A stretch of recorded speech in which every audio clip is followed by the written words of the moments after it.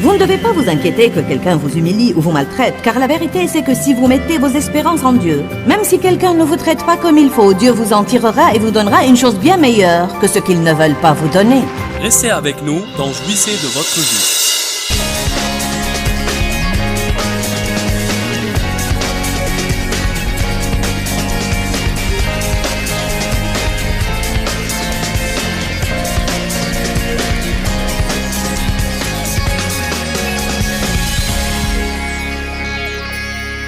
Je veux vous parler au sujet d'échanger la fausse culpabilité contre la confiance et l'estime de soi.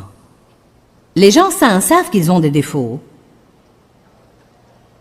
et ils savent qu'ils ne doivent pas les cacher. Cela ne veut pas dire aller ça et là pour claironner partout tout ce qui ne va pas en vous. Mais cela veut dire que dans vos conversations avec les gens, vous ne devez pas prétendre que vous êtes parfait. Vous ne devez pas essayer de cacher tout ce qui ne va pas en vous. En fait, je crois qu'une personne saine sait qu'un des meilleurs moyens pour aider quelqu'un d'autre est en fait de parler un peu de ce qui ne va pas en eux. Car quand vous partagez avec les autres vos problèmes et vos défauts, ils se détendent suffisamment pour vouloir partager les leurs avec vous. Je crois vraiment qu'une des choses qui ont aidé mon ministère à être acceptable auprès des gens sur une grande échelle, c'est que je partage ce qui ne va pas en moi très ouvertement. Je partage les conflits que j'ai eus et que j'ai, et je crois que ça ajoute quelque chose, ça fait détendre les gens. Ça pousse les gens à vous aimer quand vous êtes sincère à propos de vous-même, car chacun a quelque chose qui ne va pas en lui, mais personne ne veut que quelqu'un d'autre le sache. Je veux juste partager avec vous que si, comme étant un chrétien saint, il y a des chrétiens saints, et croyez-le ou pas, il y a beaucoup de chrétiens malades dans l'Église. Beaucoup de personnes dans l'Église sont, en fait, émotionnellement troublées. Leurs pensées sont complètement déplacées et ils font toutes sortes de manœuvres avec les gens. Nous ne voulons pas être comme ces pharisiens qui simulent une chose à l'extérieur alors qu'ils ont une autre chose qui se déroule à l'intérieur. Donc les gens saints savent qu'ils ont des défauts et ils ne sentent pas qu'ils doivent les cacher. Ils font des erreurs, ils les admettent, ils essayent de mieux faire et ils vont de l'avant. Pourquoi nous est-il si difficile d'admettre ou de dire « j'avais tort » ou « c'est de ma faute » ou « je prie à ce propos, mais ça a été un point faible dans ma vie, je crois que Dieu peut m'aider à le surmonter, mais pour être franc avec toi, ce n'est pas naturellement un point vraiment fort en moi. » Je crois, écoutez ce que je vais vous dire, car je pense que ça cause beaucoup de problèmes dans les relations. Écoutez-moi, je crois que non seulement nous devons savoir qui nous sommes en Christ, et ce que nous pouvons faire et ce que sont nos dons, mais aussi nous devons savoir en quoi nous ne sommes pas bons. Et nous devons ne pas avoir peur de dire, tu sais quoi, je suis vraiment pas bon en ça. Dieu nous donne à nous tous des dons, mais vraiment, il ne donne pas à tous les mêmes dons. Voilà pourquoi nous avons besoin l'un de l'autre. Donc je dois être capable de m'avouer en quoi je ne suis pas bon. Et je dois demander à Dieu d'amener dans ma vie quelqu'un qui soit bon en ça. Et comme nous collaborons, nous devenons indissociables. Une des choses avec lesquelles nous avons parfois de vrais conflits dans notre ministère, au niveau de notre personnel, c'est que nous avons notre propre ministère depuis plus de 20 ans. Et au fil des années, nous avons vécu beaucoup de situations où il se peut que quelqu'un commence avec nous et qu'il soit excellent dans un domaine donné et qu'il s'en tire super bien en dirigeant 5 ou 10 personnes, mais ce département grandit et grandit et grandit et grandit et grandit et grandit, et tout à coup les 10 deviennent 20, puis 25, puis 50, puis 75, puis 100. Maintenant, cette personne qui s'en tirait à merveille à diriger 10 est toute stressée à essayer de diriger 100, sous toutes sortes de pressions, ne faisant pas du bon travail, étant corrigée chaque fois qu'elle se retournait. Et pourtant, quand on essayait de lui dire d'abandonner une partie de ça, ou de laisser quelqu'un d'autre l'assumer, ou peut-être de prendre un poste différent avec un titre différent, et oh Seigneur, prends pitié, nous ne voulons pas renoncer à nos titres. Je veux dire, c'est vraiment étonnant que notre titre soit si important pour nous, ou l'emplacement de notre bureau, ou combien de fois notre nom est sur la porte, et où nous sommes sur l'organigramme de l'entreprise. J'ai des gens qui me disent, si vous faites ce changement, où est-ce que je vais être sur l'organigramme? parce qu'ils veulent s'assurer qu'ils ne vont pas aller en bas sur l'organigramme. Je vais être franche avec vous, c'est vraiment un problème quand vous êtes responsable d'une chose et que vous essayez de faire ce qui va amener une ouverture qui permettra à Dieu de vous prendre au niveau suivant, et vous devez vous occuper de toutes sortes de situations où vous ne voulez pas blesser les gens, vous aimez les gens, et surtout les gens qui vous ont été fidèles depuis longtemps. Vous ne voulez que personne n'ait l'impression qu'il ne peut plus faire l'affaire. Mais voilà ce que je vais vous dire. Il n'y a virtuellement et pratiquement personne, presque personne, qui peut admettre « j'ai atteint mon apogée » et essayer de continuer avec ça va m'entraver et ça va vous entraver. Je n'ai pas les dons naturels pour vous prendre au niveau suivant, mais je peux sûrement vous aider ici. Je veux rester ici et je veux exceller ici et je veux briller ici et j'aimerais prier avec vous que Dieu vous donne la personne qui pourrait aller ici. Ceci nous indique que nous tirons beaucoup de notre valeur et de notre estime de ce que nous faisons et de notre titre. Dieu n'est pas du tout impressionné par nos titres. Allez maintenant, quelqu'un doit comprendre ça aujourd'hui, car peut-être que vous ne travaillez pas pour moi, mais vous travaillez quelque part, et vous ne devez pas avoir cette angoisse même là où vous travaillez. Ne vous laissez pas entraîner par ce genre de choses. Dieu est responsable de la promotion, et il peut nous mettre là où il veut que nous soyons, et il peut faire pour nous ce qu'il veut faire pour nous. Vous ne devez pas vous inquiéter que quelqu'un vous humilie ou vous maltraite, car la vérité c'est que si vous mettez vos espérances en Dieu, même si quelqu'un ne vous traite pas comme il faut, Dieu vous en tirera et vous donnera une chose bien meilleure que ce qu'ils ne veulent pas vous donner. Nous avons clôturé notre session la veille en parlant des espérances mal placées et comment un des plus grands problèmes que nous avons et la chose qui cause tellement de douleur dans les relations, c'est que nous mettons nos espérances dans les gens pour faire des choses pour nous et pour nous rendre heureux et pour nous aider au lieu de mettre nos espérances en Dieu. La Bible ne me dit jamais de m'attendre à beaucoup de choses des gens, excepté qu'ils vont me délaisser. Je ne suis pas en train d'être négative. Je ne dis pas que vous ne pouvez pas faire confiance aux gens ou que vous devez toujours vous attendre à ce qu'ils vous fassent du mal. Mais il y a en fait un endroit dans la Bible où il est dit que Jésus ne se fiait point à ses disciples parce qu'il connaissait bien la nature de tous les hommes. Ça ne veut pas dire qu'il ne leur faisait pas confiance, mais il n'a pas mis en eux une confiance qui n'appartenait qu'à Dieu. Parfois, nous mettons beaucoup de nos espérances dans les gens, puis parce qu'ils sont des gens avec des faiblesses, évidemment, ils nous déçoivent et nous sommes terrassés et écrasés. « Je ne peux pas croire que tu me fais ça. » Eh bien, peut-être que vous auriez dû vous y attendre.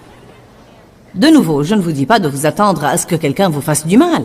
Je peux regarder mon mari et dire « Ça fait 37 ans que nous sommes mariés, j'aime Dave.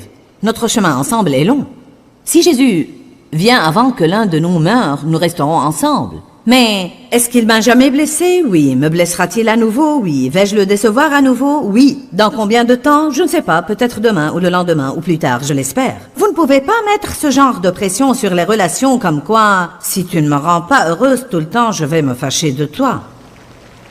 Nous devons nous donner un espace pour être des humains. Allez maintenant, il n'y a personne de vous qui est marié à Dieu. Et puisque vous êtes mariés à des humains, donnez-leur un peu d'espace pour être humains. Et arrêtez de faire pression l'un sur l'autre pour être parfait tout le temps. De toute façon, n'ayez pas du mal à dire « j'avais tort ». En fait, je pense que plus vite vous dites « j'ai tort », plus vite vous allez avoir la paix dans la relation et plus vite vous allez être libéré. Je pense que plus vite nous dirons « c'est de ma faute, je suis désolé », et plus vite la paix reviendra dans la relation. Alors, les gens sains savent qu'ils ont des défauts. Ils ne sentent pas qu'ils doivent les cacher. Ils font des erreurs, ils l'admettent, ils essayent d'améliorer. Et ils vont de l'avant. Certains veulent plaire aux hommes et certains veulent les impressionner. Parfois, nous voulons impressionner les gens et nous pensons que les gens ne seront pas impressionnés par nous si nous faisons des erreurs. Alors si nous faisons des erreurs, nous nous sentons démoralisés par les erreurs que nous faisons plus qu'il ne le faut.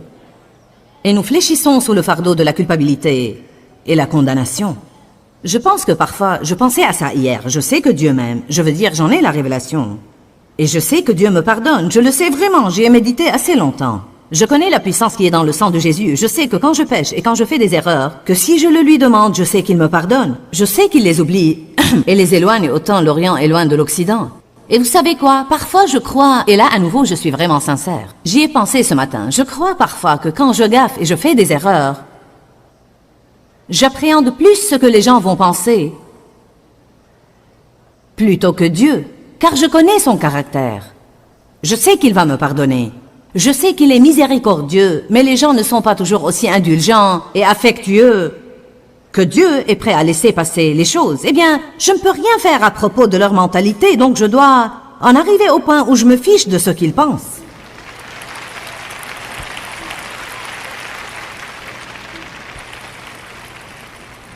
Car vous savez quoi que vous fassiez, si quelqu'un veut avoir une mauvaise opinion de vous, il va trouver quelque chose pour le faire. Si ce n'est pas une chose, c'en est une autre. Quand est-ce que ça va s'arrêter? Jamais si vous avez affaire aux gens. Donc si ce n'est pas une chose, c'en est une autre. Car quel que soit le bien que vous fassiez, il va toujours y avoir une chose qui vous manque. Voyez? Dans la Bible, Jésus a dit ça aux jeunes et riches dirigeants. Il te manque une chose. Il a dit, j'ai fait ceci et cela, il avait une bonne réputation. Eh bien, désolé mon ami, il te manque une chose. Pourquoi Dieu nous laisse-t-il toujours une chose qui nous manque? Parce qu'il veut que nous ayons besoin de lui. Même dans les relations, pourquoi y a-t-il quelque chose qui me manque? Car il veut que j'ai besoin de toi et que tu aies besoin de moi. Il veut que l'un ait besoin des dons de l'autre. Il n'y a pas de mal à dire, j'ai besoin de toi et c'en est trop pour moi et m'aideras-tu? Il n'y a rien de terrible à dire, tu sais quoi, j'avais tort, désolé. Cela me dépasse complètement. Nous devons nous détendre et apprendre qui nous sommes en Christ. Quand je dis nous, je veux dire nous, je m'adresse à moi aussi. Faisons un petit test.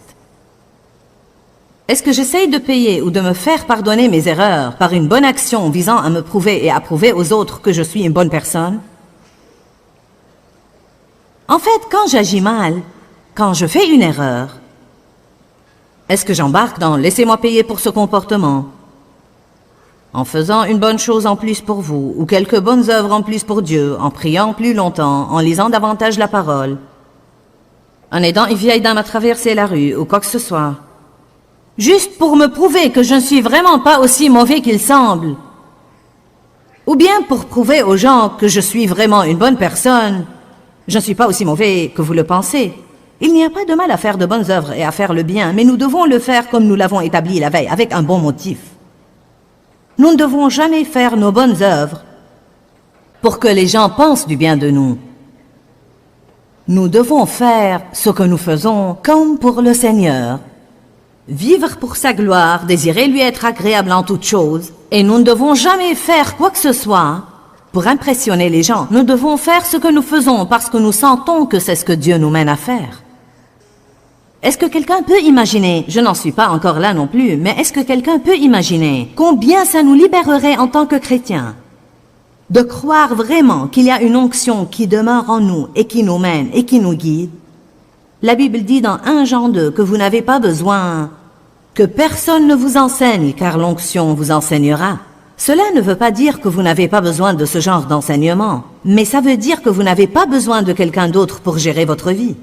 Parce que vous êtes des individus remplis de Dieu, il vit à l'intérieur de vous, vous êtes la demeure de Dieu et il a promis de ne jamais vous délaisser ni vous abandonner. La Bible nous dit dans Romains 7, Romains 8 et dans différents chapitres de la lettre aux Galates que le Saint-Esprit veut nous mener et nous guider et que cette onction qui est en nous nous montrera ce que nous devons faire. Nous devons avoir la confiance pour croire, je peux être mené par le Saint-Esprit, je peux entendre de Dieu. Je n'ai pas besoin d'aller demander aux autres ce que je dois faire tout le temps. Je peux entendre de Dieu et je peux suivre mon cœur.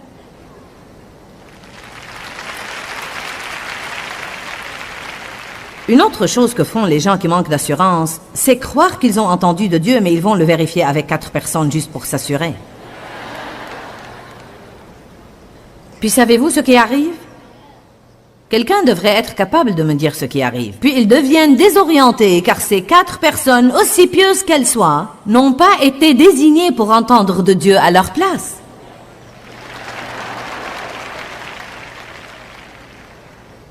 Allez maintenant. Eh bien, tu sais, je voulais juste avoir une confirmation. Eh bien, vous savez, il y a des moments dans la Bible où avoir une confirmation était bon et d'autres où ça a mis le peuple dans le pétrin. Si vous savez vraiment que vous avez entendu de Dieu, vous ne devez pas forcément, si c'est en accord avec la parole et que vous savez déjà dans votre cœur que vous avez entendu de Dieu. Et vous savez, parfois, même si les personnes importantes dans votre vie sont d'accord, par exemple, si Dave et moi sommes d'accord, je n'ai pas besoin de demander aux autres ce que je dois faire. Nous venons de prendre une décision assez importante sur un petit changement que nous allons faire. Dave et moi en avons discuté. Puis je voulais m'assurer que nos 4 enfants aussi sont d'accord, car je sentais que ça les concernait autant que nous. Et je ne le leur demande pas à tout propos, mais c'était quelque chose que j'avais vraiment l'impression que je devais faire. Parfois, comme tous les couples, Dave et moi prenons la décision. Et en tant que nos enfants, ils doivent la respecter et l'approuver. Mais dans ce cas-là, je voulais avoir leur opinion et tous les 4 étaient d'accord avec moi. Maintenant, cette décision que je prends, je sais déjà que certaines personnes ne vont pas l'aimer. Mais le fait de voir que ceux dans la famille qui en sont vraiment responsables sont d'accord, me donne la confiance pour dire aux autres, mais non pas d'une façon belligérante. Votre opinion m'importe peu. Non mais, elle m'importe, mais je ne peux pas m'en soucier au point de me faire changer ma décision. Donc, vous devez soit être d'accord avec Dieu, ou tout au plus, demander aux personnes importantes dans votre vie qui vous croyez vraiment entendre de Dieu. Mais vous ne devez pas demander ce que vous devez faire à tous ceux qui ne savent même pas ce qu'ils font eux-mêmes.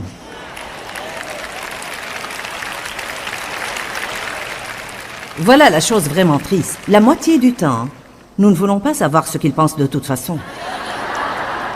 Nous ne voulons vraiment pas savoir ce qu'ils pensent. Nous voulons simplement qu'ils nous disent que nous avons raison.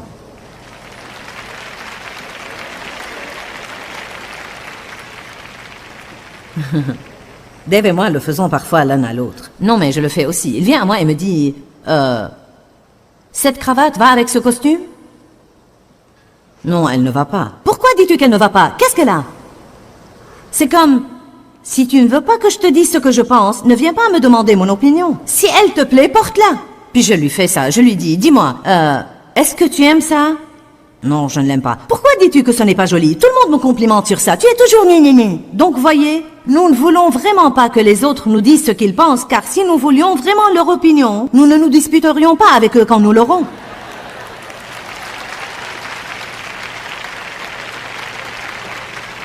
Ce que nous voulons vraiment, c'est que quelqu'un nous dise « Oh, tu es merveilleux, ça te va bien, tu as fait le bon choix, tu es étonnant. »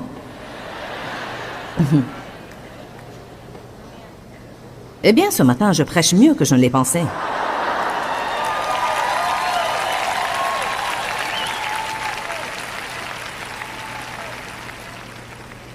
Est-ce que je m'excuse plus qu'il ne le faut quand je fais des erreurs? Est-ce que quelqu'un sait qu'il fait ça? Vous savez quoi? Si je suis auprès de quelqu'un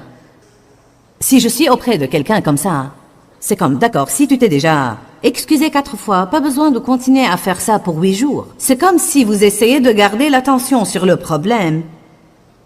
Si vous continuez et continuez et continuez et continuez, je pense que c'est de s'excuser. En fait, je pense vraiment que c'est important.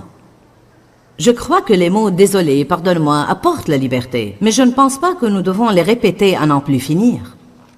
Quand quelqu'un me dit que je suis pardonné, est-ce que je me sens toujours coupable? Quand quelqu'un vous libère et vous dit « Hé, je te pardonne », alors on n'en parle plus. Amen? Quand les autres me jugent, ou qu'ils ne sont pas contents de moi, est-ce que ça affecte mon humeur? C'est une grande chose, n'est-ce pas?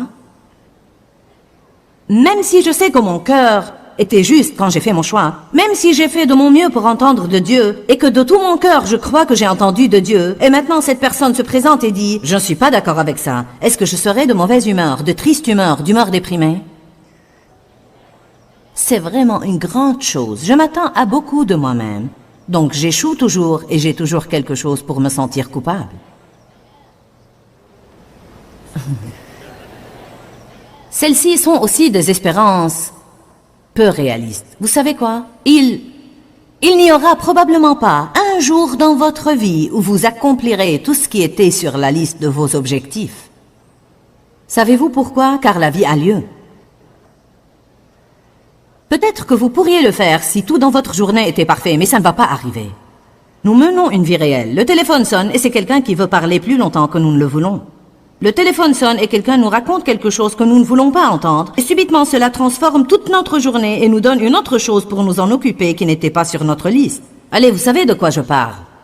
Donc n'ayez pas des espérances fausses et non réalistes en vous-même. Laissez-moi le dire à nouveau, je m'attends à beaucoup de moi-même. Pour cette raison, j'échoue toujours et j'ai toujours quelque chose pour me sentir coupable. Je sens la pression de contenter les gens. Si leur humeur devient négative, je me mettrai immédiatement à restaurer leur joie. Quelqu'un est comme moi? Vous savez quoi? J'ai eu un problème avec ça dans ma vie, car j'ai commencé avec ça en vivant dans une maison dysfonctionnelle. J'étais toujours la conciliatrice entre maman et papa, essayant toujours de maintenir une bonne atmosphère dans la maison, car je n'aimais pas la brouille et la colère. Y a-t-il quelqu'un ici aujourd'hui qui comprend de quoi je parle? Êtes-vous venu d'un milieu pareil? Eh bien, vous savez quoi? Une fois que vous prenez l'habitude de le faire, c'est un vrai défi que d'arrêter et ne pas jouer toujours au conciliateur. C'est surtout difficile quand la Bible vous dit d'être un artisan de paix et de maintenir la paix. Donc, dans une certaine mesure, c'est bon d'être un conciliateur. Je suis une personne qui peut arbitrer et rétablir la paix entre les gens. Je crois que c'est une partie de mon don et de ma vocation. Je crois que Dieu se sert de moi, comme ça, beaucoup de fois. Mais parfois, je m'emballe et j'essaye de garder les autres satisfaits et ça m'exaspère.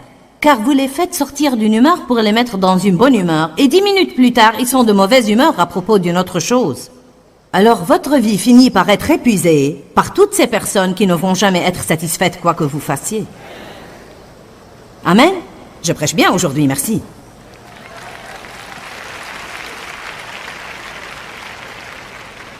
Les chrétiens ne devraient plus aller ça et là en se sentant coupables. Je vais plutôt le partager avec vous comme ça. Je crois que la culpabilité n'est plus à notre taille. Je vous encourage vraiment à être confiant et à ne pas chercher la faveur des hommes. Sachez qui vous êtes en Christ. Ne vous inclinez pas devant la condamnation. Écoutez ce que vous dit Dieu. Suivez votre cœur. Prenez position pour vous-même et laissez Dieu être Dieu dans votre vie. Je vous le dis, je suis moi-même excitée par mon sermon. J'aime vraiment voir les gens être libres en Dieu et non sous l'esclavage de plaire aux hommes, laissant quelqu'un d'autre gérer leur vie tout le temps. Je vous encourage à avoir le courage d'être la personne que Dieu veut que vous soyez. Quand, Seigneur, quand? Dans ce livret, Joyce Meyer vous apprend à faire confiance au temps de Dieu. Pour obtenir ce livret gratuitement, écrivez-nous à Joyce Meyer, boîte postale 40095-6300 Larnaca, Chypre. Ou bien visitez notre site web www.joycemeyerme.org/fr.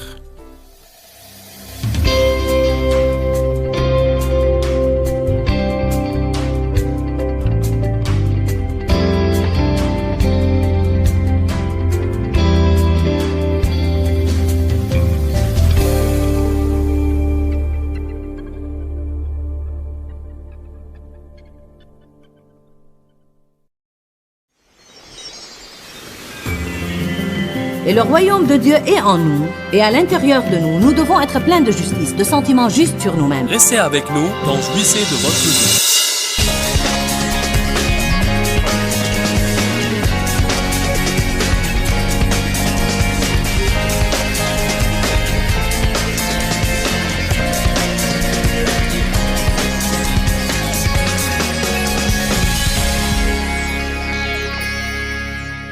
Si jamais vous péchez ou que vous faites une erreur, il est sain au départ d'avoir mauvaise conscience ou d'avoir honte ou de vous sentir coupable, mais vous devez prendre tout ça à Christ, le mettre sous le sang, puis continuer votre vie.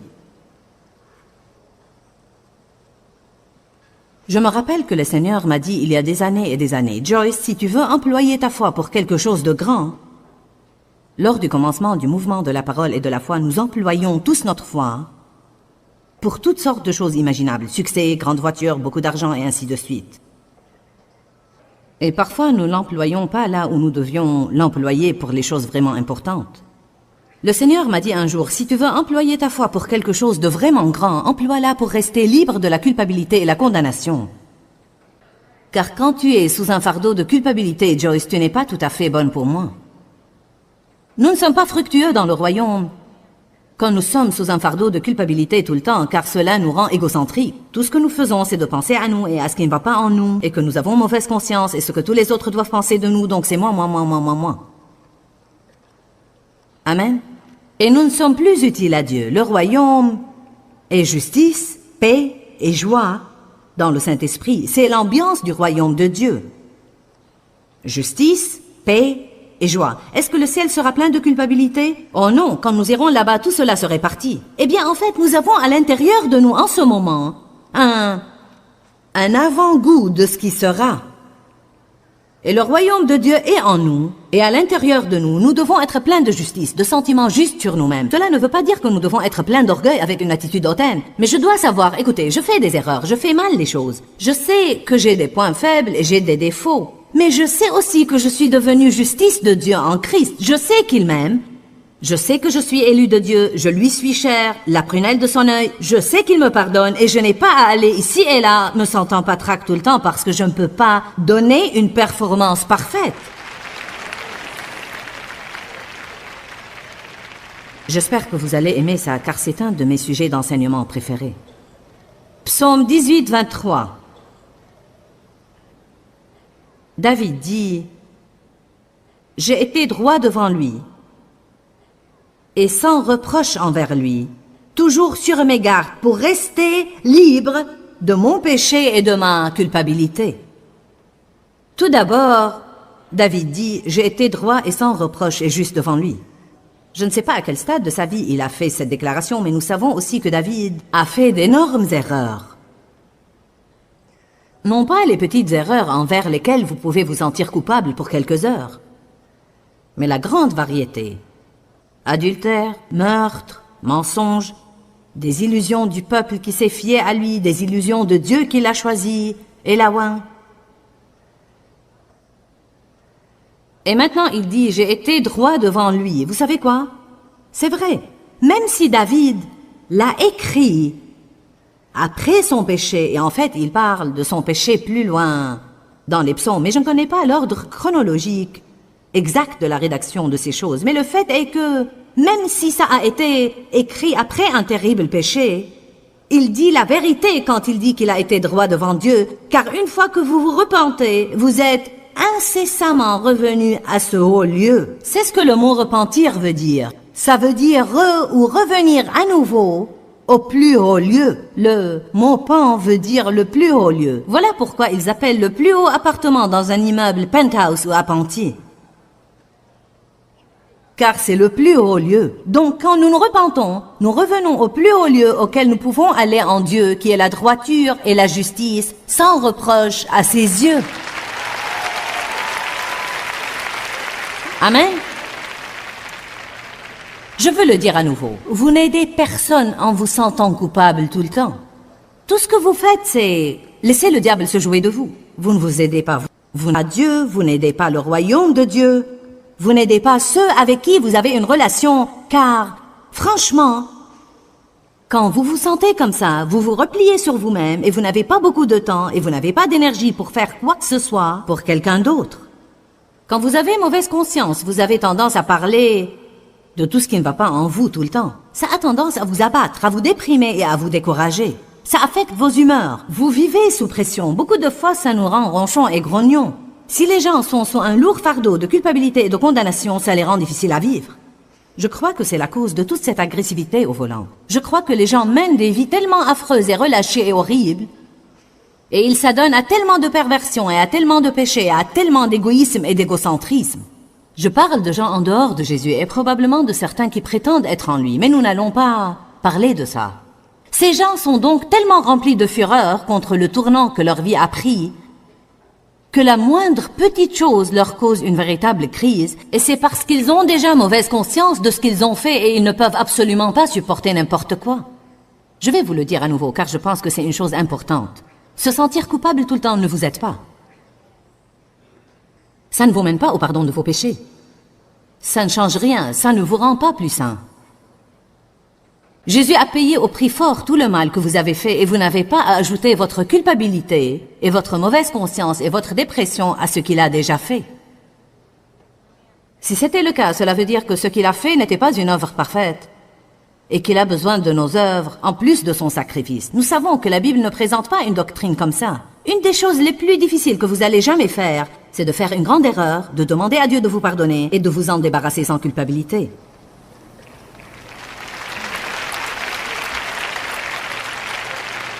Car alors, même que je suis debout là et que je le dis, je peux l'entendre, je peux entendre vos cœurs.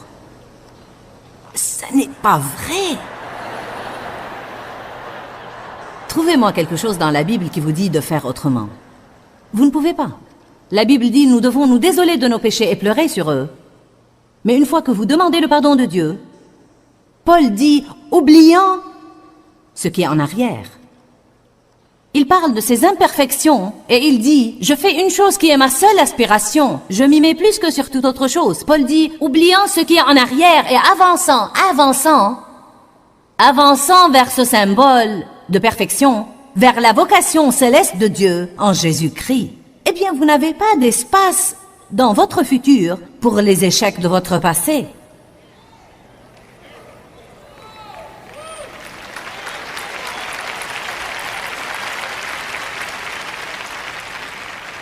Savez-vous vraiment ce que je suis en train de faire maintenant? Si vous êtes prêts à sortir, j'ouvre la porte de la prison, qui en réalité a été ouverte depuis que Jésus est mort. Mais parfois nous devons dire, regardez, regardez, regardez.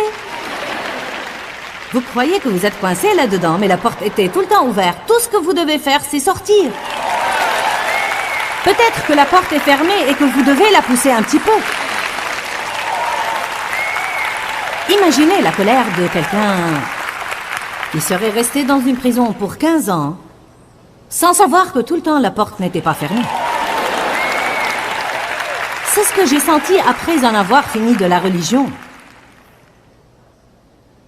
Vous me dites, qu'entends-tu par religion? Je parle en fait de toute cette réglementation. Tous les tu dois et il faut et les choses que je dois faire pour être une personne comme il faut à l'église.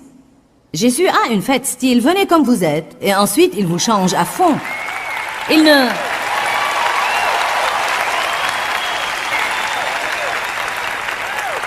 vous fait même pas venir à lui. Il vient vous joindre là où vous êtes, au beau milieu de votre gâchis. Il vient et il entre dans votre gâchis avec vous, aussi gâché qu'il soit, et vous en fait sortir. Mais voyez, la réglementation, la mentalité religieuse qu'avaient les pharisiens, c'est comme, vous devez faire ceci et cela, et peu importe l'état de votre cœur. Ils faisaient tout comme il faut, mais ils étaient comme des sépulcres blanchis pleins d'ossements de mort. C'est ce que Jésus a dit. Vous avez belle apparence au dehors, mais vous êtes pourris au dedans. Ce n'est pas le christianisme du Nouveau Testament. Jésus a dit, je viendrai et vivrai en vous. Je vous donnerai un cœur nouveau. Je mettrai mon esprit en vous. Je vous donnerai de nouvelles aspirations. Je vous donnerai un nouveau je veux. Et je vous changerai à fond. Là, ça devient authentique. Quand j'ai trouvé après toutes les années où j'allais tambour battant à l'église et faisais mon devoir religieux et faisais mes bonnes actions, et puis j'ai trouvé que je ne pouvais même pas être fière de moi-même malgré que j'accomplissais mon devoir et que les bonnes actions que je faisais, ce n'était même pas moi qui les faisais, c'était Dieu qui les faisait à travers moi. Puis j'ai trouvé combien mes motifs étaient puants et étaient pourris, et que je faisais tous ces trucs juste pour me sentir bien dans ma peau. Et puis quand j'ai finalement trouvé que j'étais la justice de Dieu en Christ, j'étais furieuse quand j'ai trouvé que j'ai été en prison toutes ces années et la porte était ouverte tout le temps.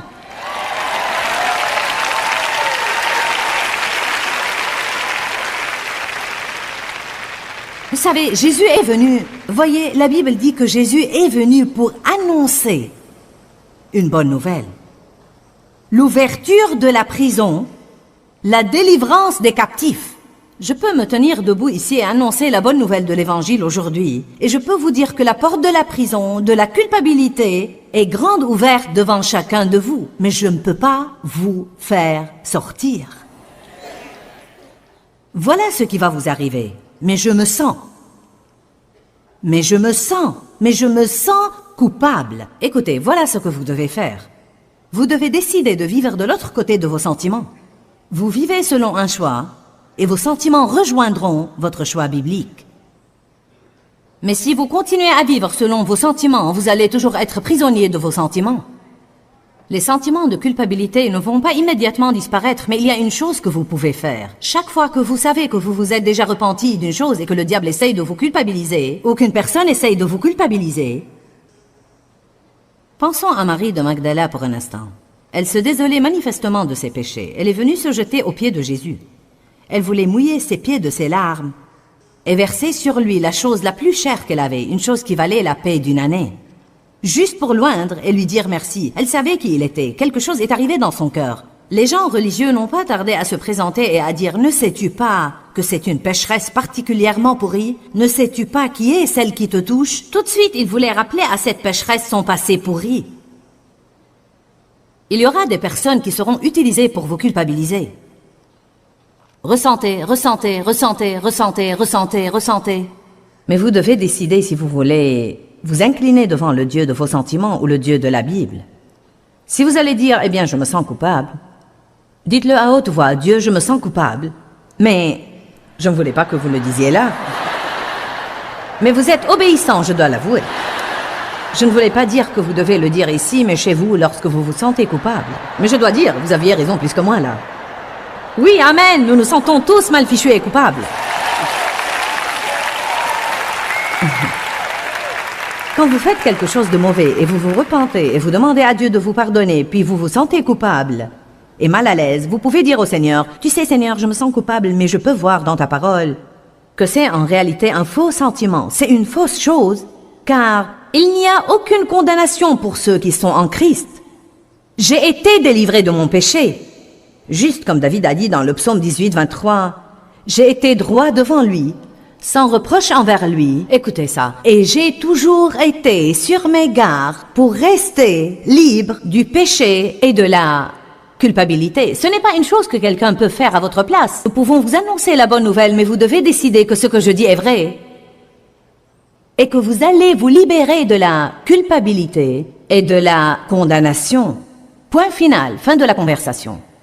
Vous allez avoir tout simplement à revêtir votre robe de justice.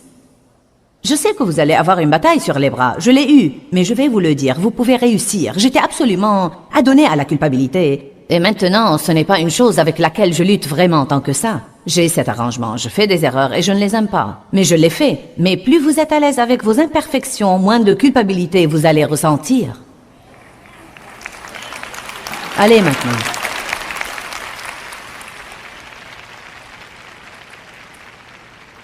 Hébreux 1.3 dit, Jésus a accompli la purification de nos péchés et nous a débarrassés de la culpabilité, puis il s'est assis pour entrer dans le repos de Dieu.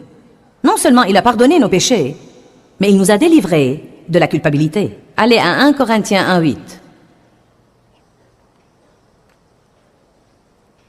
1 Corinthiens 1, verset 8 dit, « Et il vous établira jusqu'à la fin.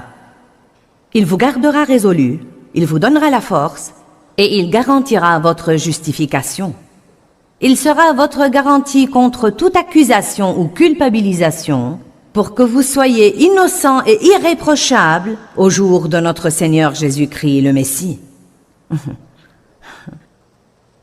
C'est une écriture qui loue le Seigneur. Oh mon Dieu! Nous n'allons pas lire toutes les écritures, mais j'ai fait une liste. Dans votre cœur, vous devez savoir qui vous êtes en Christ. La Bible dit qu'en croyant dans le cœur, l'homme parvient à la justice. En croyant, vous parvenez à la justice, ensuite vous confessez par votre bouche. La Bible dit dans Éphésiens 1.4, « Je suis élu de Dieu. » Dans Romains 9.25, « Il m'appelle bien-aimé. » Dans 2 Timothée 1.9, il dit « Nous sommes appelés. » Un peuple appelé. 1 Pierre 2.9 dit « Nous sommes exceptionnels. » Éphésiens 1.6 dit « Nous sommes acceptés. » Jean 3.16 dit « Nous sommes aimés. » Je peux continuer et continuer et continuer et continuer. La culpabilité n'est plus à votre taille. Vous devez échanger la peur contre la foi, la certitude et la confiance. Beaucoup de gens peureux n'ont pas l'air peureux, mais la peur les tourmente intérieurement. Les gens peureux sont normalement plus défensifs. Ils se tiennent sur leur garde et ils sont méfiants. Ils ont du mal à se sentir confiants et détendus, car ils ont toutes ces appréhensions à propos d'eux-mêmes. La peur mène à un désir malsain de plaire aux hommes. Quand je dis désir malsain de plaire aux hommes, il est important de fixer des limites. Car nous voulons bien plaire aux hommes. Ne vous levez pas chaque jour en disant « je me fiche pas mal de ce que vous pensez, je vais faire ce que je veux ». Nous ne marchons pas dans l'amour si nous faisons ça. Je veux dire que quand plaire à cette personne signifie avoir à désobéir à Dieu, à ce moment-là, je dois fixer des limites.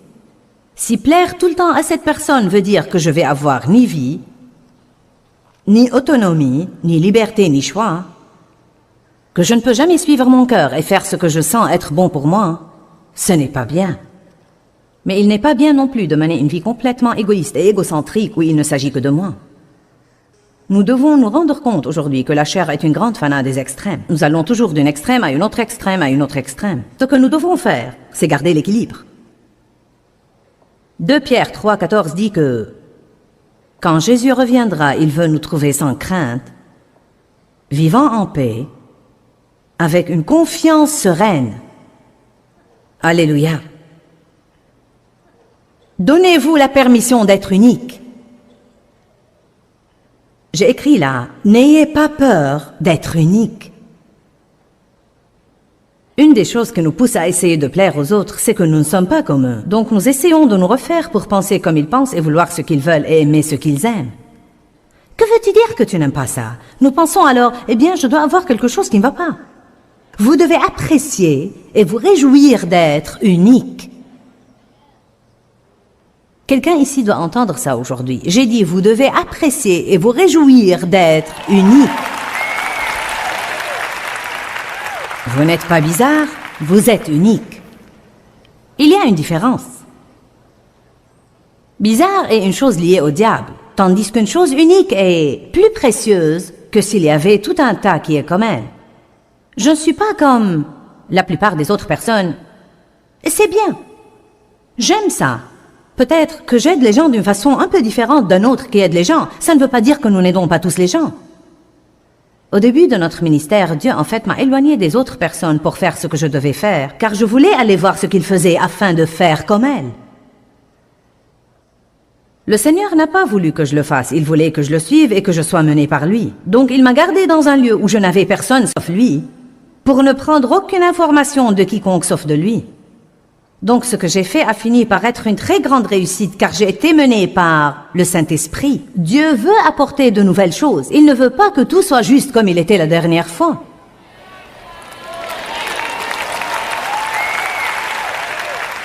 Soyez confiants envers vos décisions et ne changez pas juste parce que quelqu'un d'autre n'est pas d'accord. Ne craignez pas le désaccord. Vous pouvez aimablement ne pas être d'accord, mais vous ne devez pas être mal à l'aise si quelqu'un dit « je n'aime pas ça ». Et si vous aviez une nouvelle coiffure et elle vous plaît, et vous allez au travail et quelqu'un dit « qu'as-tu fait à tes cheveux ?»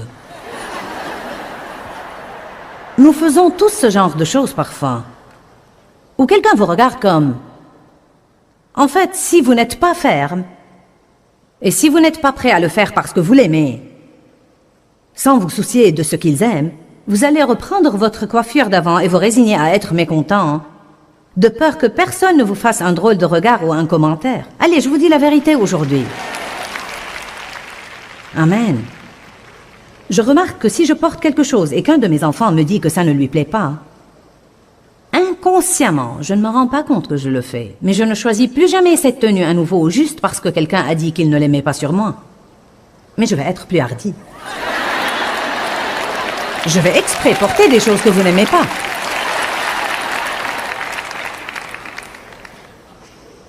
Amen. Vous savez, parfois, certains de mes plus jeunes enfants disent « Tu dois vraiment te mettre un peu plus à la mode. » C'est comme « Eh bien, c'est mon style et il me plaît, merci. »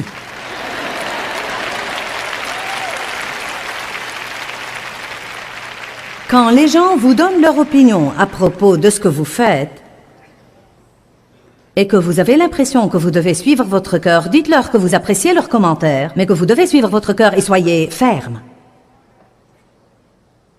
En même temps, ne vous mettez pas à faire pression sur les gens. Mettez votre confiance en Christ. Être confiant et à ne pas chercher la faveur des hommes. Sachez qui vous êtes en Christ. Ne vous inclinez pas devant la condamnation. Écoutez ce que vous dit Dieu, suivez votre cœur, prenez position pour vous-même et laissez Dieu être Dieu dans votre vie. Je vous le dis, je suis moi-même excitée par mon sermon. J'aime vraiment voir les gens être libres en Dieu et non sous l'esclavage de plaire aux hommes, laissant quelqu'un d'autre gérer leur vie tout le temps. Je vous encourage à avoir le courage d'être la personne que Dieu veut que vous soyez. Quand, Seigneur, quand? Dans ce livret, Joyce Meyer vous apprend à faire confiance au temps de Dieu. Pour obtenir ce livret gratuitement, écrivez-nous à Joyce Meyer, boîte postale 40095-6300, Larnaca, Chypre.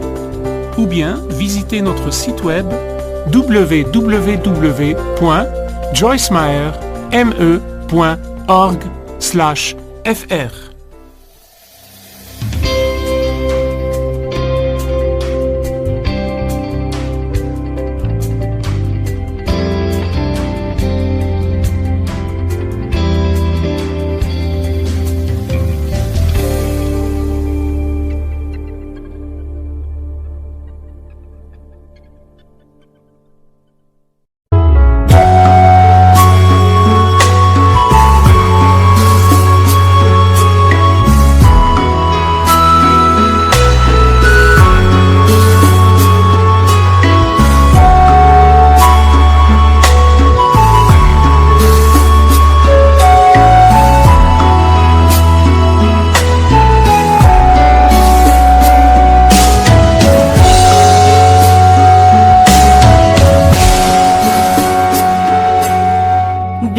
khắp phương trời vẫn nhớ tới quê hương.